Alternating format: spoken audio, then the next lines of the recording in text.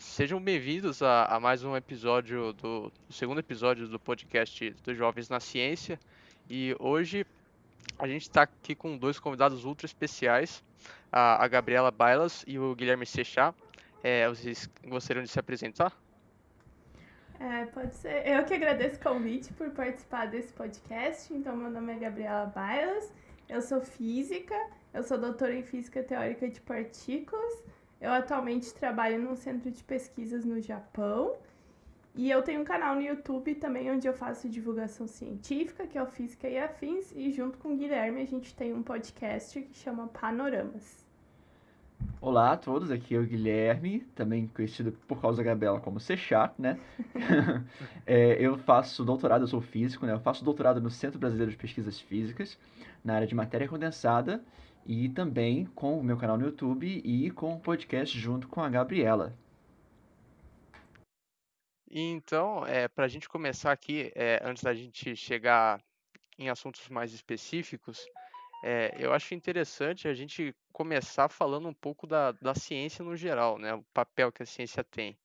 Ah, a gente começa com a questão, para que a ciência, né? Às vezes, infelizmente, a gente encontra pessoas que têm uma concepção errada de que ciência não serve para nada, que é tudo muito bonito no papel.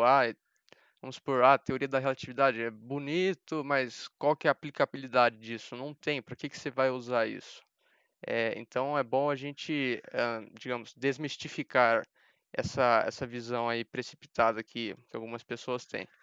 Bom, a gente começa, né, que sem a ciência a gente simplesmente não tem nenhuma forma de desenvolvimento tecnológico, né?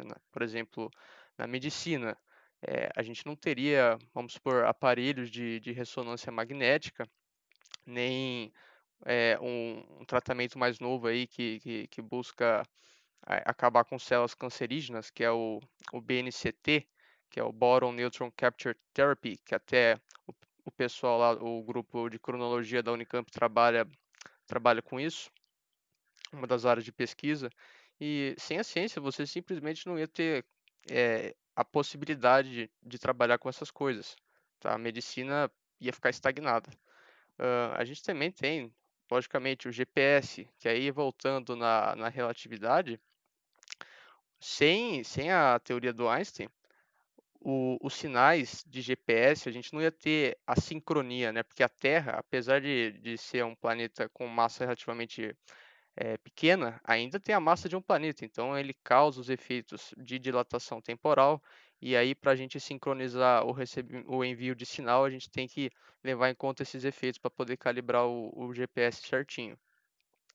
E, lógico, a gente também tem a internet, eh, sem a ciência para desenvolver os aparelhos como antena, fibra ótica, a gente não ia conseguir ter internet, nem nenhuma forma de comunicação no geral. Computadores, agora a gente já entra um pouco mais especificamente aqui, sem a mecânica quântica, a gente não ia conseguir desenvolver os chamados semicondutores, que está basicamente em todos os aparelhos eletrônicos da atualidade.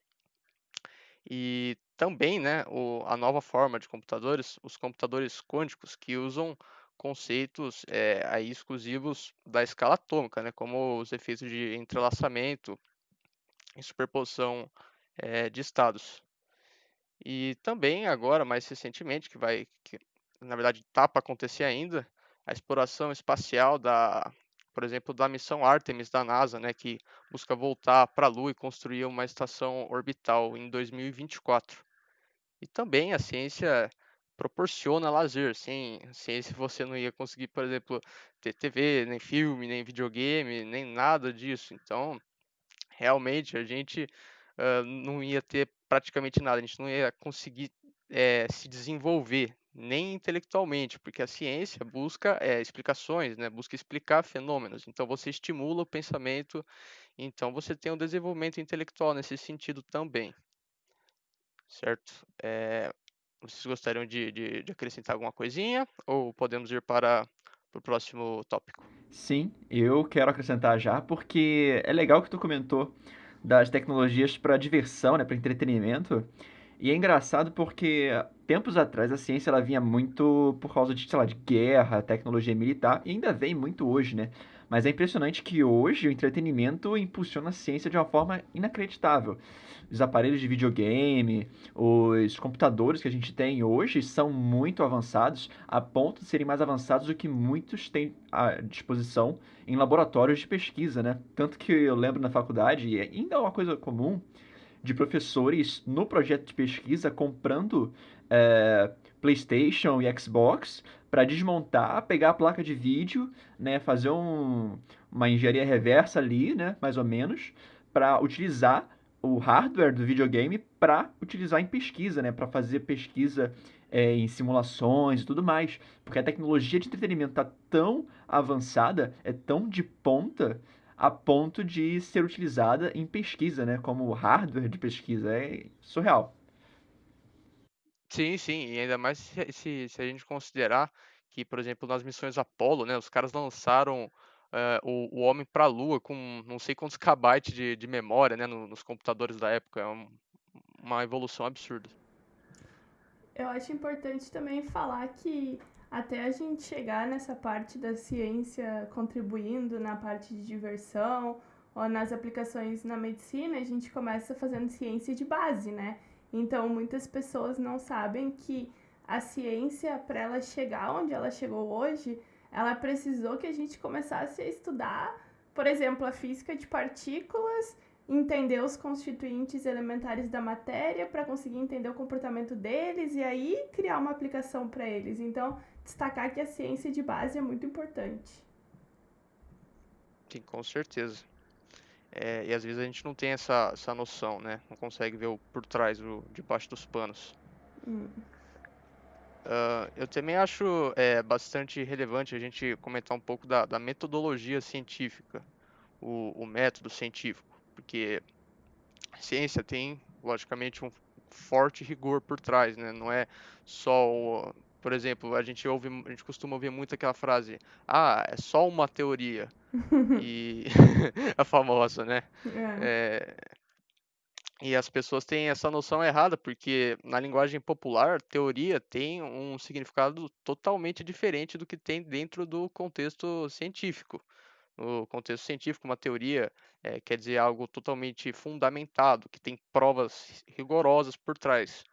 É certo que ele cumpriu é, tudo que foi estabelecido no método científico, seguiu tudo, então é uma coisa provada, com embasamento.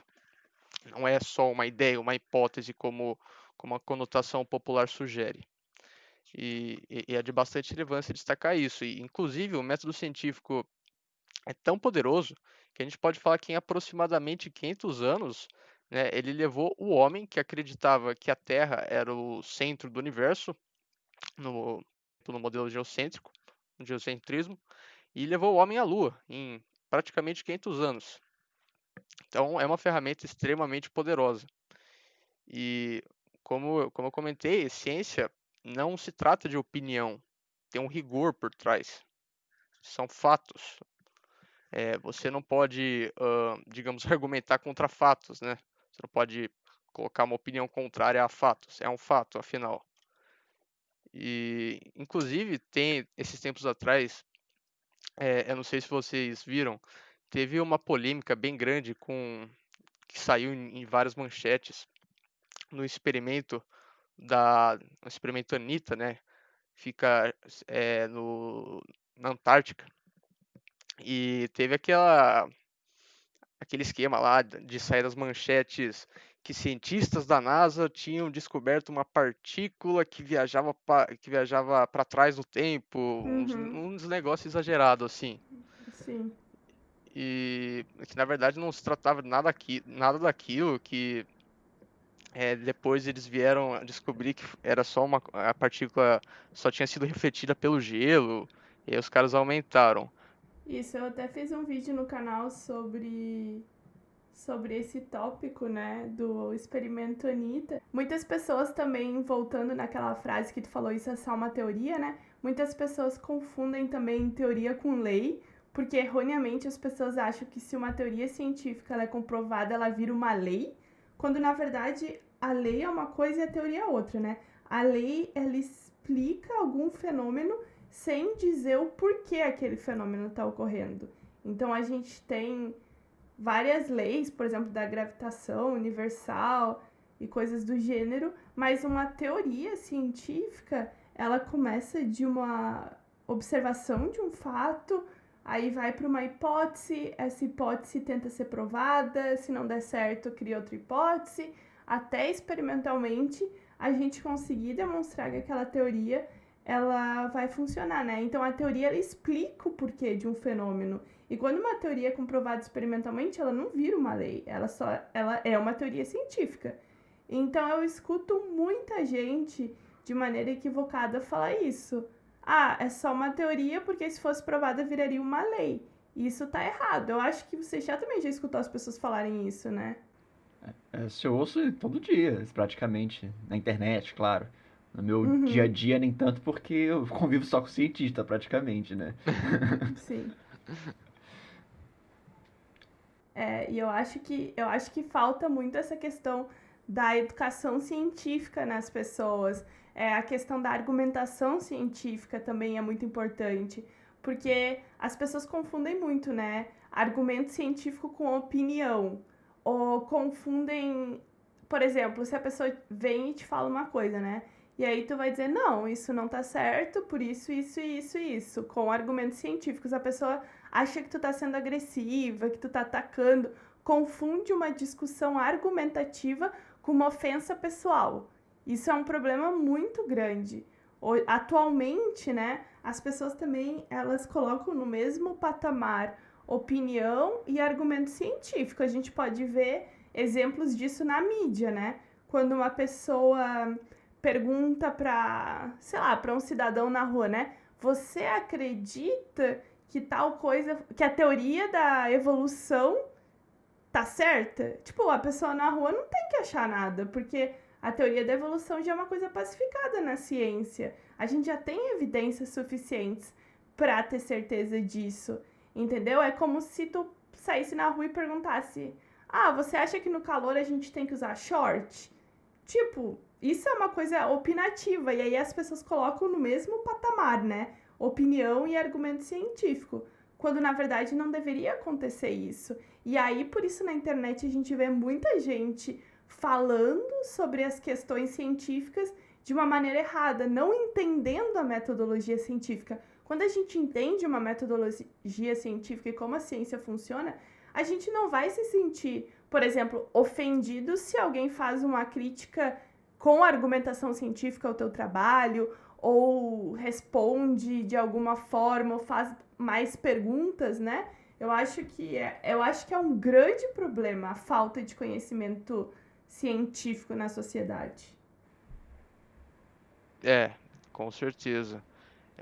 Inclusive também tem uma questão que eu já reparei.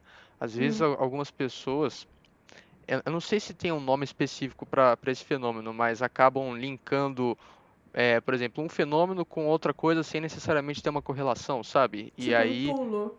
isso.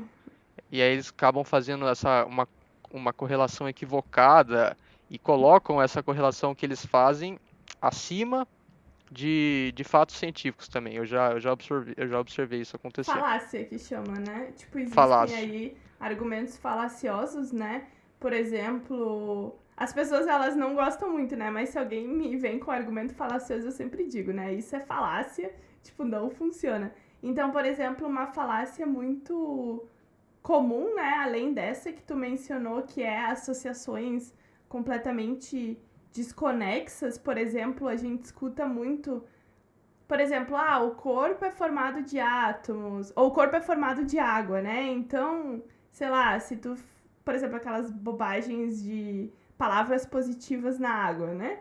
Então a pessoa diz, então se teu corpo é formado de água, então se tu falar coisas bonitas, tu não vai ter uma doença, sabe? Umas coisas assim absurdas.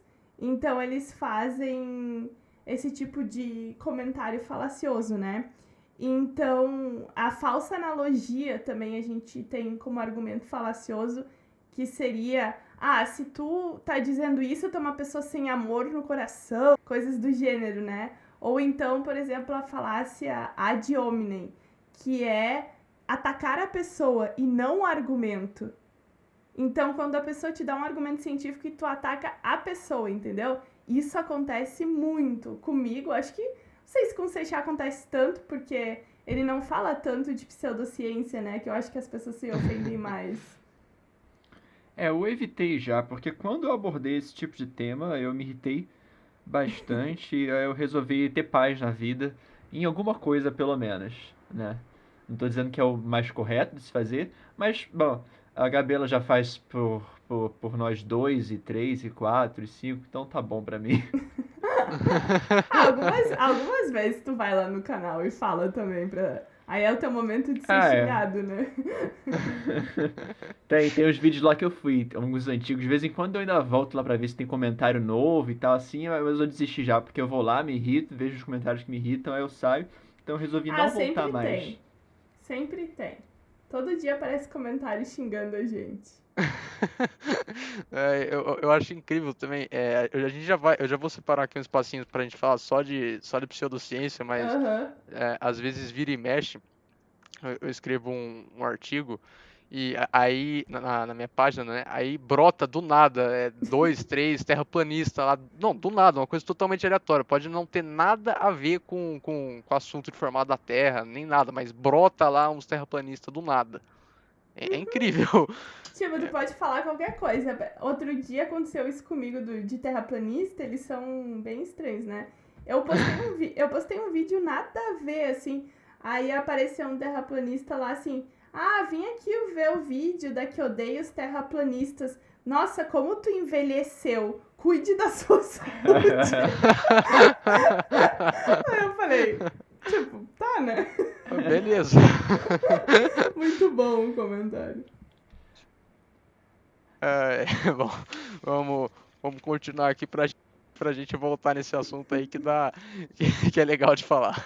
Sim. Ah, ah, Bom, eu acho interessante também a gente falar como que a ciência está na atualidade, né? Qual que é a posição da ciência agora na atualidade. Infelizmente, parece que está havendo um afastamento, um distanciamento da ciência com a população, né? A ciência está sendo mistificada, digamos assim. Eu não sei se é em parte por causa das fake news, que promovem desinformação científica, né? Ah, Lógico, também por causa da incidência das pseudociências, de novo, né? Talvez essa concepção que algumas pessoas tenham de que a ciência é uma coisa muito difícil ou que é uma coisa sem aplicabilidade. Talvez essas concepções também atrapalhem, também causem esse afastamento da ciência. E quando tem efetivamente um contato, né, geralmente é por meio de notícia, as notícias costumam ter no título aquela tendência sensacionalista, né? Que nem a gente comentou aqui do experimento Anitta. E isso acaba sendo uma faca de dois gumes, né? Porque, por um lado, é um único jeito, ou pelo menos o mais eficiente, de você conseguir atrair público para ler uma notícia supostamente científica, né? Mas por outro lado, você acaba meio que manchando a imagem da ciência, porque você coloca uns negócios meio absurdos, né? Que nem o título que a gente comentou ainda agora. E aí as pessoas começam a ter essa visão de que ciência é uma coisa absurda, muito difícil, do cara falando lá, uma partícula viajando para trás no tempo, vindo de outro universo, sabe? Uns negócios bem, bem complexos desse jeito. Então, às vezes você acaba também manchando a imagem da ciência com essas manchetes sensacionalistas. E também o que eu percebo é que atualmente a gente parece que tem uma tendência em separar a ciência, porque a ciência essencialmente é uma coisa só, né? Porque a ciência estuda fenômenos da natureza.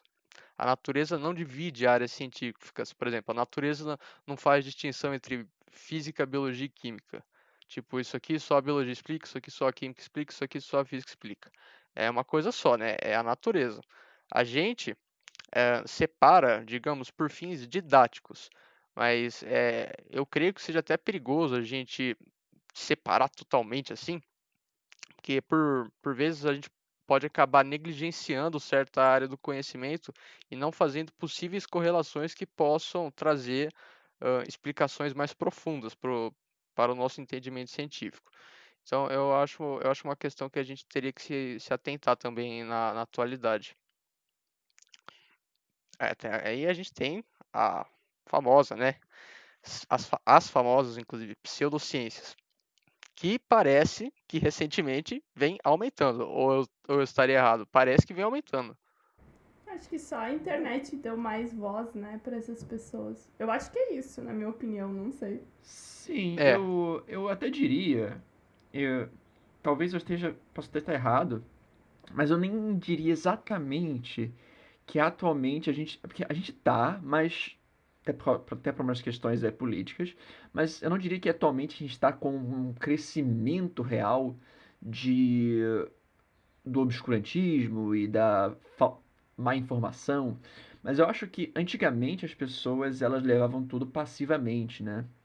Não tinha essa ideia do pensamento crítico. Então, mesmo as pessoas que estavam de acordo com a ciência, e pensamento científico e pesquisas científicas, elas estavam, acho que, muito mais por questões de crença nos pesquisadores, crenças na autoridade, né, do que propriamente pela ciência em si. Hoje, acho que em alguma epidemia passada, gripe aviária, gripe da vaca, gripe do porco, essas coisas que tiveram uns 20 anos atrás, mais ou menos 10 anos atrás, as pessoas elas ouviam a notícia e, ok, vão obedecer. Hoje, né, tem as pessoas que ouvem a notícia, simplesmente ignoram os fatos, né? E isso assusta muito, né? A gente vê aí todo dia, no meio da pandemia. Só que, por outro lado, eu acho que as pessoas que estão de acordo, elas estão de acordo mais porque simplesmente o cientista falou. Eu percebo as pessoas, no geral, é uma percepção pessoal, né? Dialogando sobre os métodos estatísticos levemente, dialogando sobre o porquê que tal medida é importante ou tal medida não é importante. Se discute, acho que mais a própria ciência do que propriamente dizer que a OMS falou alguma coisa, então vamos obedecer. Eu vejo mais as pessoas falando, não, porque o teste rápido e o teste é, tal aqui, ele é bom por isso, ele é bom por aquilo, então não adianta muito teste rápido, não sei o que, porque o crescimento exponencial, não sei o que, não sei o que lá, né? Acho que antigamente, nas outras epidemias que tiveram, né, como do Ebola, ninguém estava falando sobre o crescimento exponencial, explicando o crescimento exponencial, né? Você vê a Angela Merkel lá da Alemanha fazendo umas explicações de estatística avançada até para a população no geral, coisa que eu nunca vi um político fazendo. A da Nova Zelândia também, a primeira-ministra de lá, ela estava também dando argumentos científicos para a população, que é uma coisa que eu não via antes. Eu acho que esse é o preço das pessoas começarem a ficar um pouco independentes da, da imposição geral de um pensamento. Quando elas começam a pensar criticamente, acho que você acaba tendo aquelas que pensam criticamente de forma de acordo com a lógica científica, e tem aquelas que querem ser do contra, né? E dizer não e pronto, acabou. E aí existe agora um trabalho de conseguir, né, convencer e reeducar, e também educar os que estão vindo na escola, para compreenderem a lógica de uma argumentação científica, né? E aí sim começar a incluir. Isso me lembra, só para finalizar, um argumento que eu dei para uma amiga minha, né? Não tem nada a ver, mas eu acho que vai ficar um pouco mais fácil de entender. Né? Ela estava desiludida sobre a existência do casamento atual, porque ela via tantos casais se separando e tudo. Ela falando, acho que não existe mais o amor, não sei o quê, porque hoje todo mundo se separa, esse tipo de coisa. Mas aí eu falei para ela que sim, hoje a maioria das pessoas, muitas pessoas estão se divorciando.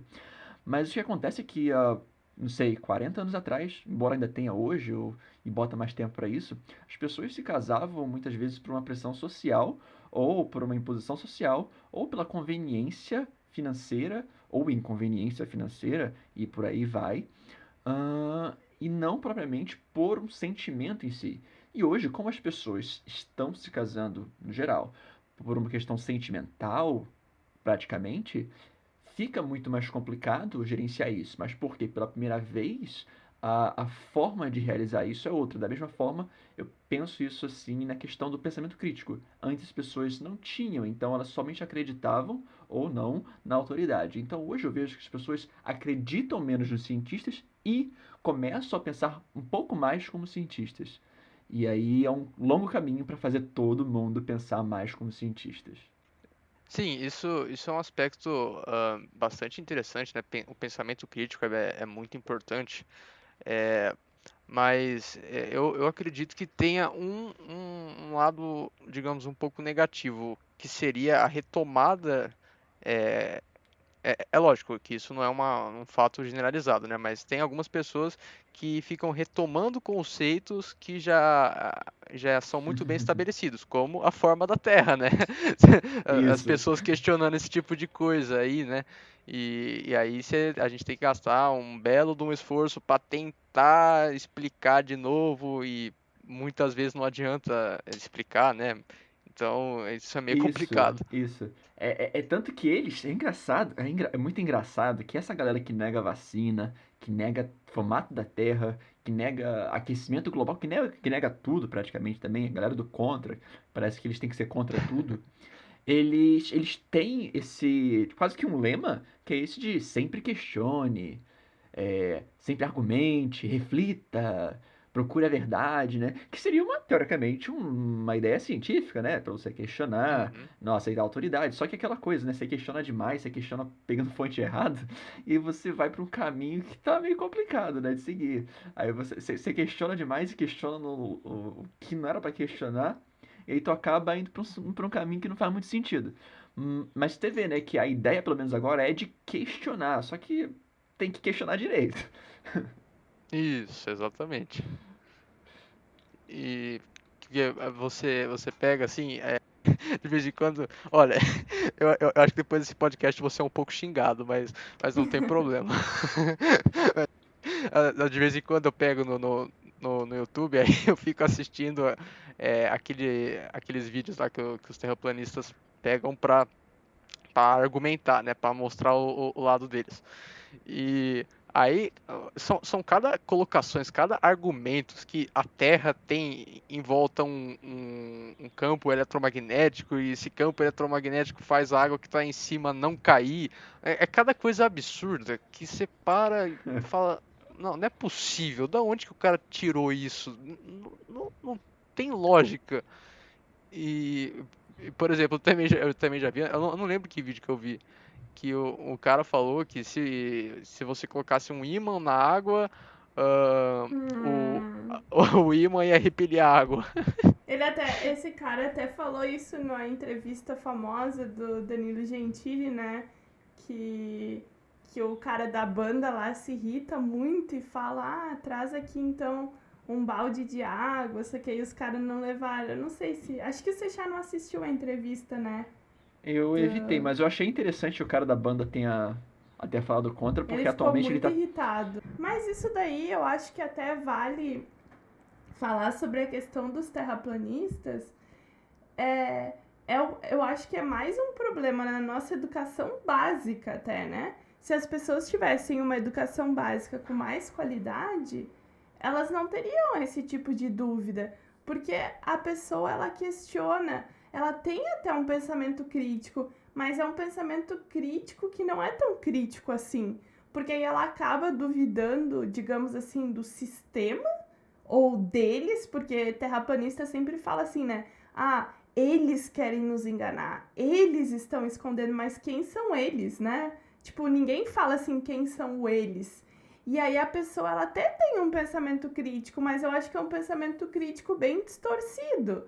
Porque aí tu não acredita, entre aspas, num sistema, mas tu acaba acreditando em umas pessoas aleatórias do YouTube. E eu também fico pensando, né? Por que quem sabe a verdade, sei lá, do mundo é esses cara nada a ver? Tipo, é meio estranho, né? É contraditório, assim, por que quem sabe... Porque como que só eles sabem a verdade do formato da Terra enquanto tá todo mundo escondendo? A pessoa não tem um pensamento crítico, acho que tão forte assim, não é? Não sei, é a minha impressão. E tipo, também pra que esconder o formato da Terra? Eu não consigo entender isso. Qual que seria a vantagem disso aí? Que em termos econômicos mudaria alguma coisa? E foi, acho que hoje a gente até comentou num episódio do Panoramas, tipo assim, é muito engraçado que os países, de maneira geral, muitos países têm rivalidades entre eles, mas aí todos os países do mundo, incluindo, sei lá, China e Estados Unidos, decidiram concordar em esconder o formato da Terra. Tipo, não tem sentido, Não faz sabe? Assim, sentido. não faz sentido. Nenhum, sei lá. Não faz mesmo. Todo mundo iria conspirar, né, em uma coisa em comum. Não tem sentido. E É ainda que você igual falou. a Lua, né? Isso, exatamente. A ida à Lua. O pessoal diz que Exatamente. os americanos não foram, mas peraí, os soviéticos aceitaram isso? Eles, com 10 milhares de espiões, sabendo de todos os segredos, que a gente não sabe até hoje, aí os soviéticos estavam na competição na época, eles aceitaram isso simplesmente? Isso quer dizer que a União Soviética inteira também, a KGB, ou então não descobriu, aí o Zé, ali que tá no canal do YouTube dele, aleatório, escrevendo coisa Uhum. todo errado. Aí ele sabe a verdade. O Zezinho maluco ali que tá falando das coisas. Ele sabe. A KGB inteira, a China também não descobriram. Ele sabe. Ah, por favor, né? Não, e a pessoa, se ela for prestar atenção, ela vai ver que essas pessoas caem em umas inconsistências muito grandes, não é? Porque eles afirmam coisas, depois eles se confundem.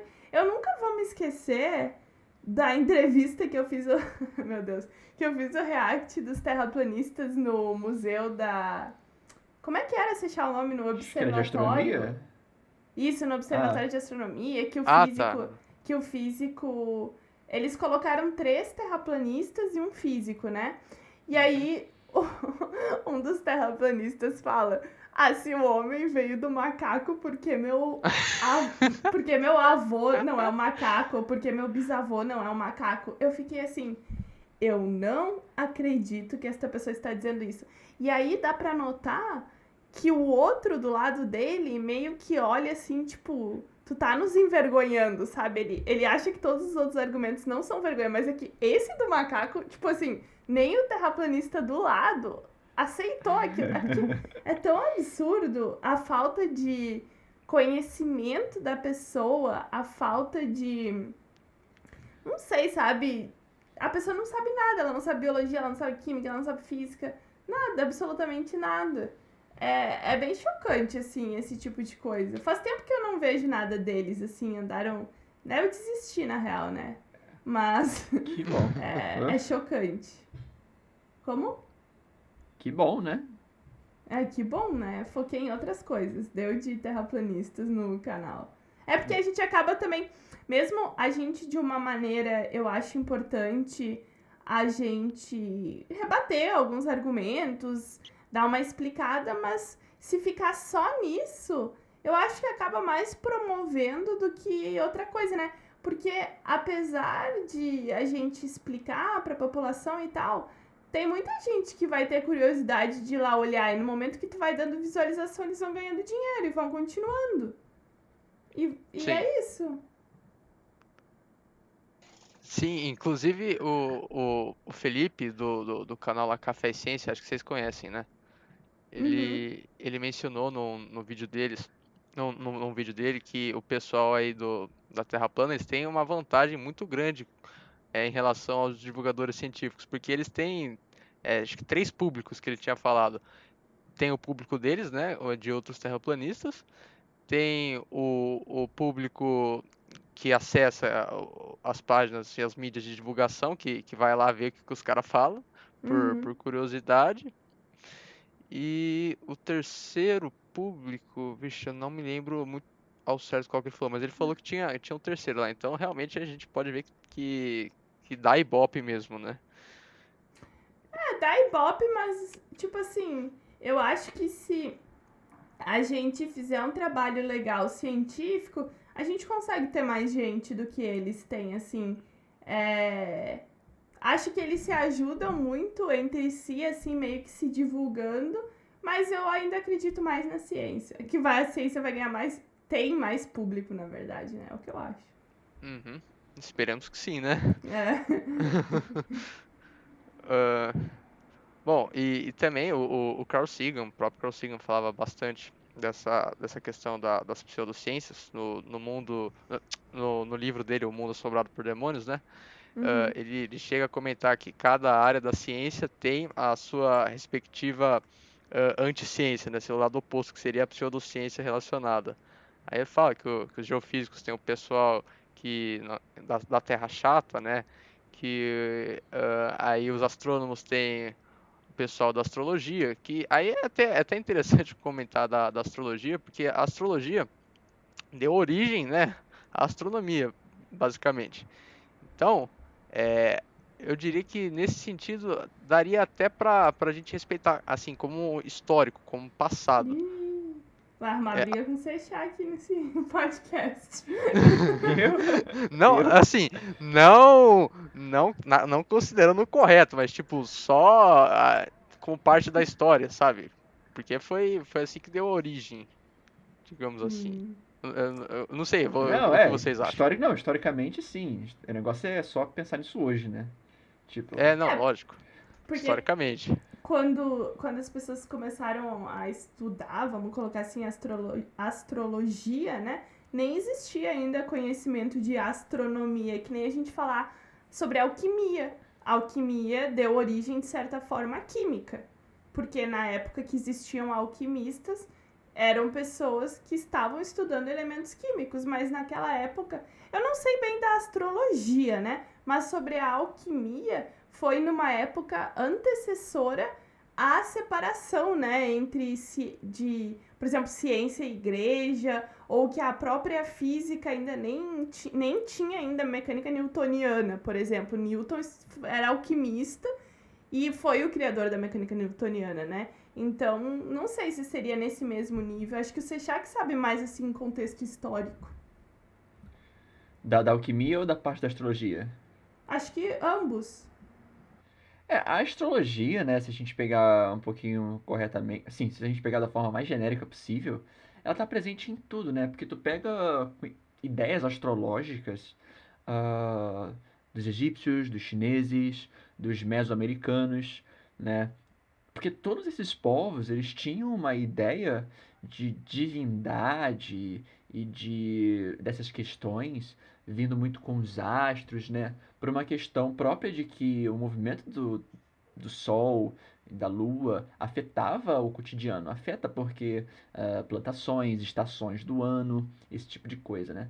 Então, existe essa ideia básica, né? Que eu acho que os egípcios, gregos, né, tinham até essa coisa do princípio hermético, que até hoje muita gente ainda fala sobre isso, em outros aspectos que eu não quero entrar aqui. Não queria nem ter falado desse nome, mas já falei.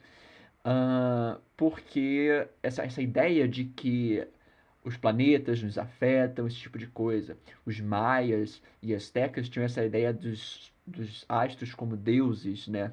Então, era meio que natural você ter o conhecimento divino, religioso, quase que mágico, alinhado a esse conhecimento técnico de posição dos planetas, né? Porque é pura geometria. Até aí é só geometria, não tem uma explicação de gravidade, de por que os movimentos acontecem. Então são coisas que ficam meio que juntas por muito tempo, até eles começarem a perceber que não faz muito sentido, né? Isso já é mais com os árabes, quando eles começaram a desenvolver. E dizem, eu posso estar errado aqui, que até foi esse um dos motivos da separação entre astrologia e astronomia, porque os árabes, ao pesquisar isso, eles perceberam que a astrologia ia completamente contra a religião deles, que era o islamismo. Então eles perceberam, peraí, a gente está fazendo ciência, mas a ciência está indo contra a nossa religião. Então, peraí, como é que é isso? Isso não está dando certo. Aí eles começaram a perceber que essa coisa dos astros influenciarem não fazia muito sentido. E aí essa separação teve uma origem ali. Depois ela ainda teve que ser separada também na Europa, né, que seguiu com as pesquisas, né? Então foi essa dificuldade, mas elas eventualmente se separaram por completo, né? E teoricamente hoje elas estão completamente separadas, completamente desconectadas. A alquimia ela também tem essa mesma origem não, essa mesma lógica, né, de elementos e mexer com eles, né? As ideias antes eram quase que mágicas ou divinas também, né? Porque eles achavam simplesmente que quase que nesse meio charlatanismo atual, de que muitas vezes o próprio pensamento pode alterar a matéria, esse tipo de coisa. Mas ele tinha uma origem lá nos gregos com aquela coisa dos 4 elementos, né? Fogo, água, ar e terra, esse tipo de coisa. Então tinha uma origem ali. Os árabes em seguida começaram a desenvolver a alquimia, né? O artigo al. Químia eu esqueci o que significa, mas eu acho que tem a ver com transformar ou tem a ver com uma substância que seria, acho que que eles utilizavam, o método que eles utilizavam de obter algum tipo de substância naquela época. Então, a alquimia, eles começaram a desenvolver, ainda nessa ideia meio, não sei o que estamos fazendo, mas estamos fazendo alguma coisa, e essa coisa talvez seja transformar elementos para ganhar ouro, conseguir a vida eterna, era essa coisa meio mágica, né? Até o momento que ele começou a entrar nessa ideia do pensamento científico, do método científico, que começou a separar, e de certa forma também, a alquimia ser deixada para trás, mas como uma fantasia, assim como a astrologia, e sobrar a química para tratar cientificamente da mudança de elementos e tudo mais, né? Então elas têm um pouco dessa origem é, mística barra científica, até o momento que essas duas vertentes se separam completamente e uma fica parada no tempo e a outra continua evoluindo, né? Elas têm muito dessa lógica. E a esse ponto eu posso dizer que sim, sou grato a essa ideia um pouco mística das coisas originalmente, mas a crítica é continuar com isso hoje como se tivesse tudo ok, como se tivesse tudo certo, como se fosse normal, quando na verdade não é, né? Sim, exatamente. E, inclusive, foi bem interessante que você comentou da questão na alquimia, que o pensamento pode influenciar os arredores, né? Que, inclusive, isso é uma confusão que muita gente faz com a própria quântica, né? Muita gente leva a, digamos, a falta de determinismo, né, presente na quântica ao extremo pé da letra, ao falar que é, os seus pensamentos colapsam funções de onda. Infelizmente, essa é uma frase bem comum, não é difícil de encontrar. Que o seu pensamento influencia os seus arredores. E isso é acho que a gente pode até colocar que é uma falácia, né? É muito grande, porque se fosse assim, imagina, eu vou pensar, eu quero ser rico, pronto. Não é assim que funciona. Inclusive, se eu não me engano, o Einstein tem aquela frase lá que ele falava que ele queria acreditar que a Lua estava lá, mesmo quando ele não está para vê-la, que é uma forma, uma interpretação, digamos, equivocada que ele tinha da própria interpretação de Copenhague, que eu e o Bruno a gente comentou até no primeiro podcast. Então, às vezes a gente acaba tendo essa concepção errada que vem lá de trás, né, inclusive. Sim, é meio complicado. É complicado. E também é interessante aí a gente inserir uma outra questão, né? A presença do cientista na pesquisa. Assim como no jornalismo, o jornalista ele afeta como a matéria será escrita, eu acho que, né, existem vertentes, mas eu acho que o jornalismo não tem como ser imparcial. Ele pode ser menos parcial, né? Ele pode ter níveis de parcialidade, mas imparcial totalmente eu acho que é impossível, né? Porque o que você escolhe escrever indica o que você está querendo dizer com aquela matéria, né? E da mesma forma na ciência, o cientista também afeta como ele vai fazer a pesquisa, né? A própria percepção pessoal do cientista vai afetar. Então é por isso que é importante a gente tentar, acho que no método científico, reduzir essa, esse impacto do cientista na pesquisa em si, né? O impacto pessoal, das percepções pessoais, das crenças pessoais dele. E não apenas crença que eu falo é religiosa, mas uma questão da crença nos métodos que ele vai utilizar também.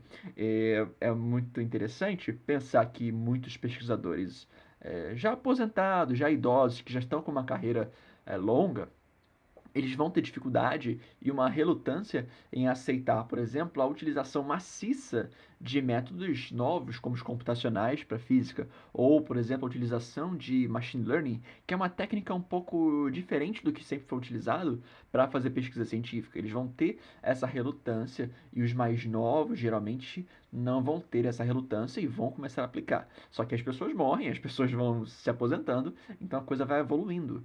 Mas é perceptível que a crença pessoal dos cientistas, nesse ponto, por exemplo, afeta a forma como a pesquisa científica vai ser feita, porque às vezes ele escolhe usar um método ou não usar um método, e isso vai afetar os resultados finais, vai afetar se você vai ter um resultado mais preciso, vai afetar se você vai ter uma eficácia maior ou não para aplicar. Eu, essa semana, estava fazendo algumas contas que, se eu não estivesse utilizando um método de matemática simbólica aqui para fazer, eu demoraria semanas para fazer, porque eram várias matrizes muito grandes, com muitos termos que eu tinha que fazer e toda hora seria um errinho básico. No mestrado eu fiz algumas contas um pouco parecidas com essa e eu fiz à mão. Eu demorei muito tempo.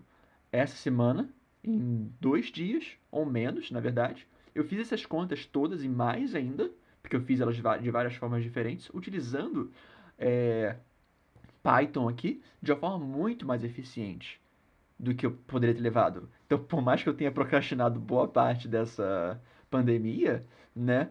Eu em uma semana eu consegui desenvolver uma coisa rápido porque eu estava utilizando métodos rápidos, métodos mais eficazes que são modernos. Por outro lado, existem pesquisadores hoje que eu ouvi da boca deles falando que não tem por que usar isso. E isso, no fim, vai afetar a eficiência da pesquisa, que no fim vai afetar a questão de gasto com pesquisa, vai afetar a produtividade, vai afetar muitas coisas. E é só uma questão, no fim das contas, de percepção pessoal, uma crença pessoal de que esse método deve ou não ser utilizado para fazer ciência. E mesmo assim, afeta. E eu acho que puxando para a própria divulgação científica, né? Que tem cientistas assim mais velhos que dizem que divulgar ciência é perder tempo, fazer podcast é perder tempo e acabam muitas vezes até desestimulando, né? Os alunos e estudantes que demonstram essa vontade em fazer divulgação científica. Eu já escutei assim de algumas pessoas da área da pesquisa, pra que tu tem canal no YouTube? Isso aí não dá certo. Quando eu era jovem, tipo aqueles papos de pesquisador mais velho, né? Quando eu era jovem, eu também achava que essa coisa de divulgar era legal, mas aí depois que eu cresci eu vi que é só perder tempo. E aí tu fica pensando assim, da onde é que surge terraplanista? Da onde surge picareta quântico? Surge dessa falta de comunicação entre a ciência e a população. Se os cientistas propagassem o conhecimento científico de uma maneira mais fácil das pessoas entenderem, da comunidade entender, a comunidade teria um pensamento crítico maior. Por que muita gente no meu canal faz comentários do tipo assim: Bibi, depois que eu comecei a assistir o teu canal, eu virei o chato que questiona tudo. Mas a pessoa, ela não é chata porque ela questiona tudo. Ela, na verdade, é uma mente pensante, né? Uma pessoa que não questiona nada é uma pessoa que não usa o cérebro. Se tu só aceita tudo, tu não tá usando o teu cérebro para pensar. A gente precisa questionar. É importante o questionamento. E eu acho que a divulgação científica, por exemplo, esse podcast aqui, o meu canal, o canal do Seixal, o nosso podcast em conjunto, a gente pode estar alcançando públicos diferentes, né? Pessoas diferentes, de círculos diferentes, que acabam entendendo melhor a ciência e acabam se perguntando mais as coisas. E aí a gente acaba, por exemplo, mostrando para pessoas que antes acreditavam que terapia X ou Y envolvia mecânica quântica, física quântica, e aí assistindo os vídeos, as explicações, elas veem, nossa, realmente não tem nada a ver com mecânica quântica, né? Sim, é de extrema relevância, né? A gente aproximar de modo a contextualizar as pessoas com a ciência. Então, é um ponto bem importante, porque volta naquela questão lá de na atualidade parecia que a ciência está se afastando da população, né? Daí a relevância e a importância dos trabalhos de divulgação científica. Exato. A gente precisa aproximar, né? A gente precisa mostrar que a ciência ela não é feita de super gênios, né? Porque as pessoas, elas têm essa falsa impressão de que, tu vai fazer ciência, tu precisa ser um super gênio, uma pessoa, digamos, entre aspas, normal, não consegue fazer ciência. Isso não é uma verdade, sabe? A gente precisa mostrar que todo mundo tem capacidade de fazer ciência, todo mundo pode fazer ciência e, por exemplo, quem não quer ser da física também tem o direito de aprender um pouco de física, né? Eu tenho, por exemplo, sei lá, minha avó assiste o meu canal do YouTube, sabe? E às vezes ela fala, tava vendo vídeo tal, tu disse tal coisa, mas a fulana disse outra coisa. Tipo, aí eu acabo, às vezes, falando com a minha avó, explicando coisas. Ou, por exemplo, os meus pais, né, que são da área do direito. Eles são os inscritos desde número 1 do meu canal, né? Então, tipo, eles assistem todos os meus vídeos e agora, tipo, minha mãe, que sempre falou que física era difícil, que não sei o quê, ela agora sabe explicar coisa de programação, umas coisas de física de partículas que ela assiste nas lives. Eu acho isso incrível, sabe? Porque ela fala assim, a maioria das coisas eu nem entendo, mas outras coisas eu entendo. E agora, se alguém me falar de quarks e partículas, eu já sei fazer algum comentário, sabe? Eu acho isso legal. Nossa, no meu caso, agora que você falou, no meu caso é idêntico, idêntico. A minha mãe, inclusive se ela tiver ouvindo, quer dizer, se ela não, porque ela vai ouvir, é certeza absoluta. Então, salve aí, mãe, eu sei que você vai ouvir isso aqui, mas ela é exatamente a mesma coisa. Ela ouviu lá o primeiro podcast, aí ela pegou a ideia lá da hipótese do Lois de Broglie, né? E é bem legal, porque a pessoa começa a ter um contato, né, com a ciência. Ela também falava a mesma coisa, ela fala, aliás, que física é uma coisa muito difícil, mas esse contato, assim, é legal de se ver, né? A pessoa pega, tem um primeiro contato, digamos que ela consegue entender, a partir do momento que ela consegue entender, fica uma coisa mais gostosa, né? De se acompanhar. E eu acho que é legal também, porque, por exemplo, assim, né? Não sei, eu nem perguntei, tu quer prestar vestibular pra física ou pra alguma outra coisa? Para engenharia. Para engenharia. Quando eu fui prestar o vestibular para física mesmo, que eu sempre quis, meus pais eles tinham um certo preconceito, né? Porque eles queriam que eu fizesse engenharia, justamente por aquela coisa de achar que engenheiro vai ter trabalho mais fácil, enfim, né? E aí eles eram um pouco preconceituosos com a física pelo simples fato deles não conhecerem ninguém da física, nenhum cientista. E aí eu acho que no momento que tu acaba divulgando a ciência, tu acaba mostrando para esses pais que um físico pode estar presente em diversos locais. Porque no meu canal eu recebo físicos brasileiros, não só físicos, mas a maioria físicos, né? Brasileiros que estão espalhados aí por todo o Brasil, por todo o mundo. E aí, quando esses pais assistem esses físicos, eles veem, então tem gente em física que não morre de fome, né? Porque meus pais sempre falavam isso, porque física não tem emprego, vai morrer de fome, não sei o quê. E aí eu acho que a divulgação científica também é importante nesse ponto, para os pais das pessoas que têm interesse em fazer física, especificamente, diminuam um pouquinho esse preconceito. E no meu canal, pelo menos, eu sei que isso acontece porque eu já recebi mensagens nesse sentido. Ah, sim, é bem legal, né? A gente mostrar como funciona, porque físicos têm trabalhos de importância que é indescritível, né? Uhum. Que nem a gente vai falar agora, que eu queria também trazer as áreas que os cientistas atuam, para a gente ter uma noção, justamente para também tirar aquela ideia de que cientista é necessariamente um cara com cabelo em pé, com jaleco branco no laboratório, mexendo em Becker. Então, essencialmente, nas áreas que os cientistas atuam. Bom, a gente tem centros de pesquisa, né, como aceleradora de partícula, como no vosso caso aí, né, no KIQ. Uhum. A gente tem o Sirius aqui no Brasil, que é outro síncrotron, outro acelerador de partículas. A gente tem o LHC e o SLAC também, por exemplo, que fica em São Francisco, que é um acelerador de partículas linear. A gente também tem cientistas em observatórios, em ciência de controle de satélite e por aí vai. Inclusive, um laboratório que, digamos, mais improvável de se pensar é a ISS, porque ela é um grande laboratório, porque o lugar mais frio que a gente tem acesso fica justamente na ISS. E lá são realizados diversos experimentos, apesar dessa concepção não ser muito conhecida. Então, os cientistas estão espalhados por diversos campos, não é só enfornado no laboratório mexendo em Becker, né? Eu acho que é mais fácil tu perguntar aonde nós não encontramos cientistas. Justamente.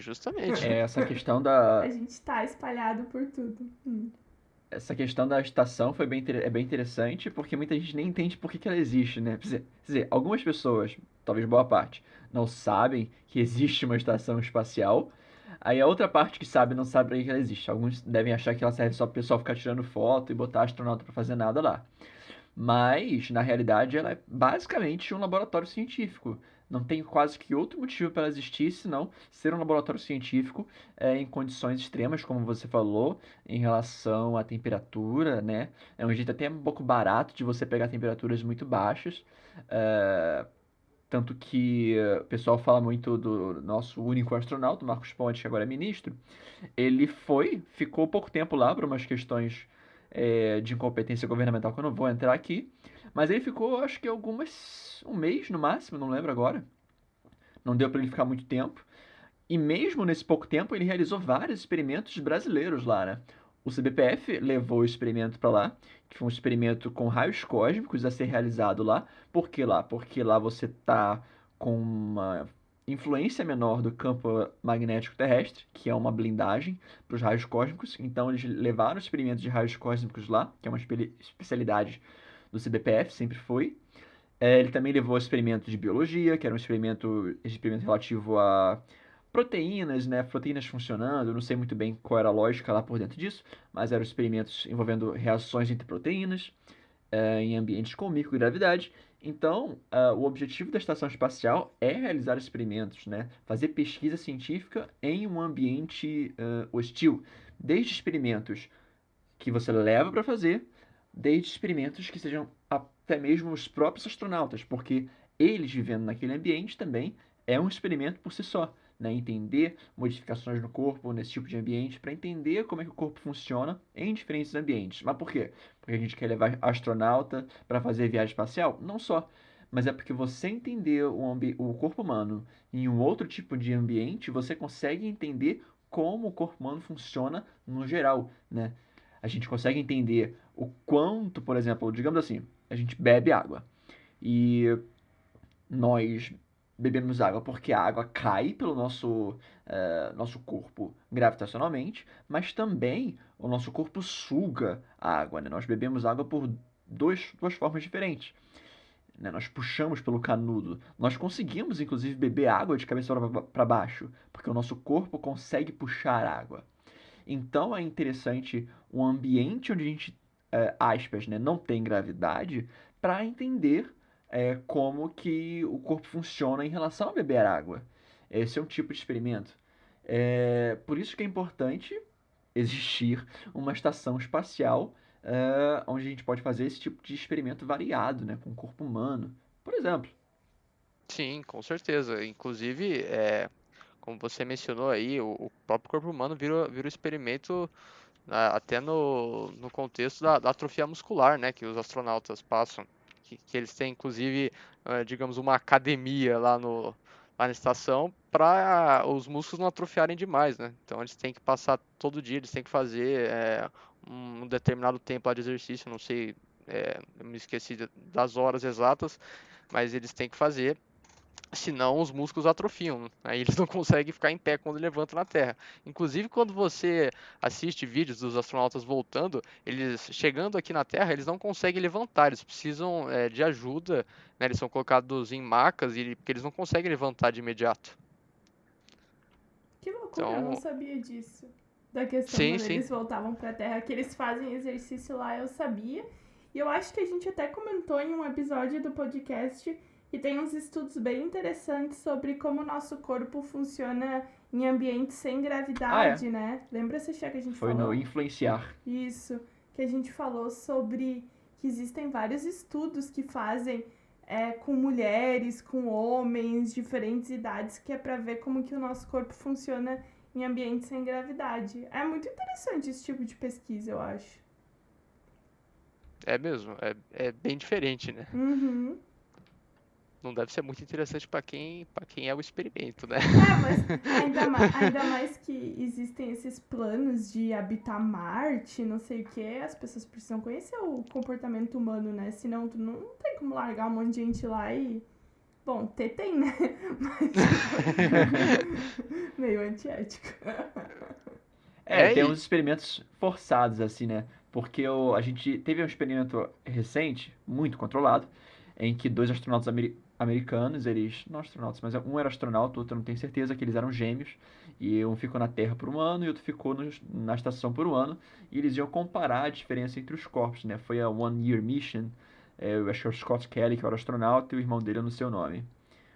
Um careca, dois carecas no caso, porque eles eram irmãos gêmeos. Enfim, é... Só que durante a estação Mir, que foi a primeira estação espacial, que foi a russa, soviética, na real, eu acho, um astronauta, um cosmonauta, ele ficou mais de um, ele ficou acho que quase 2 anos lá, porque meio que esqueceram, não esqueceram, mas largaram ele lá.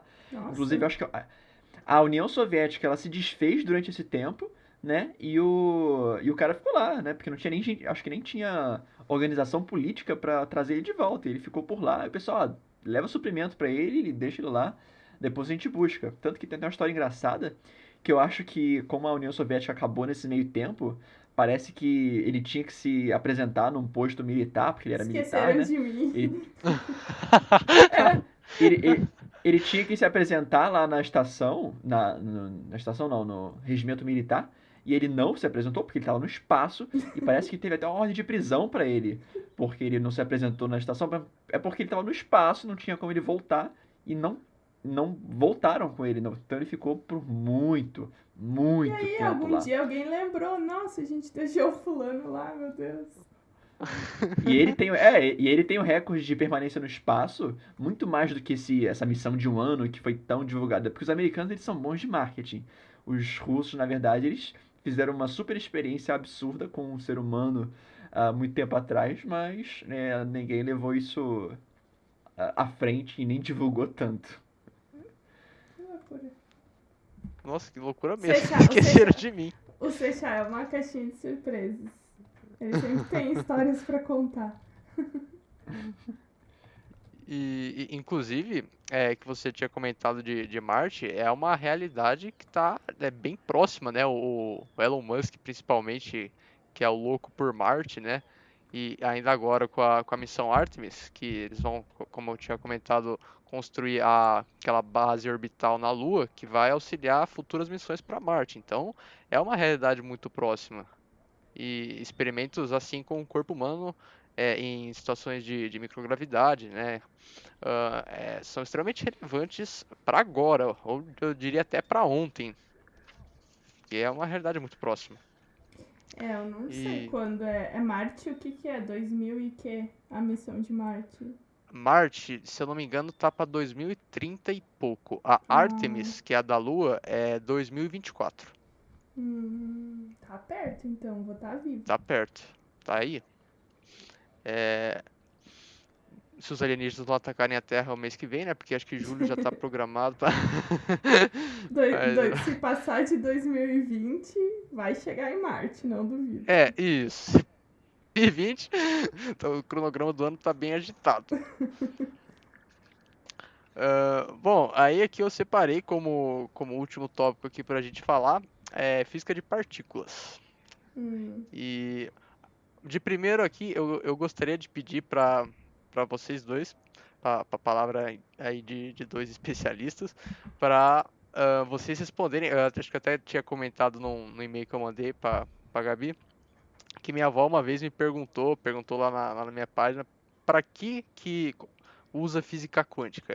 Eu dei uma resposta para ela, mas aí eu falei que eu ia fazer o podcast com vocês e Uhum. eu gostaria que vocês dessem uma resposta aí, por favor. Eu só quero falar antes que eu acho que ao invés da gente só focar em física de partículas, eu podia falar um pouquinho de física de partículas e você achar um pouquinho de física da matéria condensada, que é a parte que ele tá fazendo doutorado, né? Porque eu acho Uhum. que seria legal. Aí o público conhece uma outra área da física também. E pra que serve? Tranquilo, Quê? tranquilo. Tranquilo? Pra Ah, que show que de serve? bola, show de bola. Pra que serve a mecânica quântica? Basicamente para tudo, né? Eu acho que eu sempre dou o exemplo da mecânica quântica que a gente precisa dela para, por exemplo, construir os celulares, computadores, os circuitos microeletrônicos que existem dentro desses aparelhos eletrônicos, né? Televisão, essas mais modernas que a gente usa, por exemplo, tratamentos para câncer, né? Radioterapia, protonterapia, esse tipo de tratamento, todo usa mecânica quântica. A gente falou também sobre mecânica quântica em uma tecnologia nova de TV, né? Você acha que até tu deu uma lida melhor no Quantum Dots, acho que Ah, era. é. Sim, o Quantum Dots ele surpreendeu a gente, que é uma, assim, a realidade, eu até falei no último episódio, é, parecia que eu estava patrocinado pela Intel, eu não tava, né? Mas eu falei muito da Intel porque essa tecnologia que a gente usa para gravar esse podcast, toda tecnologia eletrônica, né? Ela tá imbuída totalmente de mecânica quântica, direta e indiretamente, mesmo que as pessoas às vezes desenvolvendo tecnologia nem saibam disso, porque existem vários níveis de aplicação tecnológica. Algumas pessoas estão mais na montagem, outros estão mais no desenvolvimento, mas a tecnologia atual ela está completamente envolvida na mecânica quântica. E quando se iniciou a mecânica quântica, ninguém tinha isso em mente, obviamente. É uma questão de tempo. Dê tempo a uma ciência que ela eventualmente vai virar uma tecnologia, uma ideia tecnológica, né? Então, a mecânica quântica, ela serve hoje porque um dia ela não serviu. Ela não serviu, mas com o tempo tudo tem alguma serventia. Por isso que a ciência de base é importante. E hoje a mecânica quântica ela é tanto uma ciência de base, como uma ciência aplicada, como quase que uma parte, um braço de engenharia por si só já. Sim, inclusive tem, acho que a gente pode até colocar aqui uma região específica, né, da engenharia que estuda a optoeletrônica, né, estuda basicamente fenômenos da mecânica quântica, porque são aparelhos que manipulam, controlam a luz. Uhum. A mecânica quântica está presente em tudo na nossa vida, basicamente, né? Só não está presente em curar doenças com a força do pensamento, como dizem, né? Exatamente. Ah, bom, beleza. Então tá aí a resposta. Espero que minha avó ouça depois. Bom, se ela E tiver dúvidas, ela vai lá no meu canal no Física e Afins ou escuta o podcast Panoramas, que ela vai aprender muito de física quântica. E, eu vou mandar pra ela. Eu e vou também mandar. ela vai aprender o que não é física quântica. Eu vou mandar pra ela. Ah, e também é de relevância a gente destacar que a mecânica quântica aqui é basicamente a base da química, né, do nosso entendimento do universo, porque a química essencialmente estuda os átomos e e qual que é a parte que estuda os átomos e partículas subatômicas, a mecânica quântica vai fornecer essa descrição. Então, basicamente, é a base para a química. E em termos da matéria condensada, ah, você quer falar alguma coisa, Guilherme? Claro, a matéria condensada, inclusive, seria uma forma de dizer que da aplicação da mecânica quântica, né?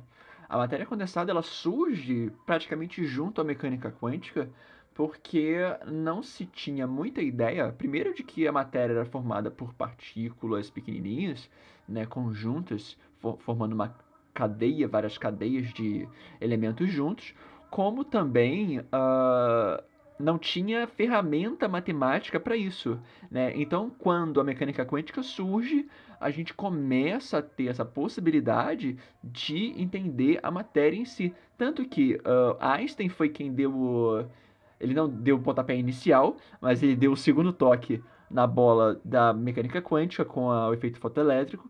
E assim que o Einstein já dá a ideia do efeito fotoelétrico, ele de novo utiliza o princípio de mecânica quântica, o princípio de quantização da energia, para tentar explicar os metais, com o que é conhecido hoje como sólido de Einstein.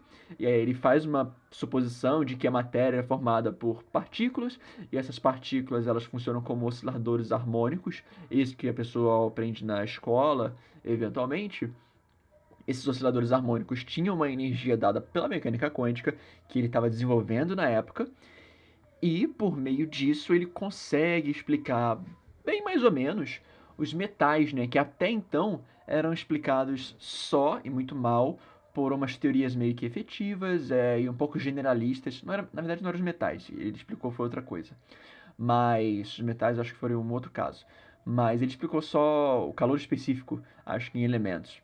E aquele calor específico que as pessoas tinham fenomenologicamente por meio de experimentos no século anterior, né, o Einstein consegue explicar isso utilizando princípios de mecânica quântica para as partículas que formam a matéria. Então, a matéria condensada ela surge nesse contexto de explicar microscopicamente como a matéria é formada, como os elementos, como os materiais são formados. E até hoje a ideia é essa, tentar descrever fenômenos macroscópicos como condutividade, supercondutividade, alguns estados da matéria diferentes, né, por meio de uma lógica microscópica. Então é fazer uma conexão entre o microscópico, o nanoscópico com o macroscópico nosso.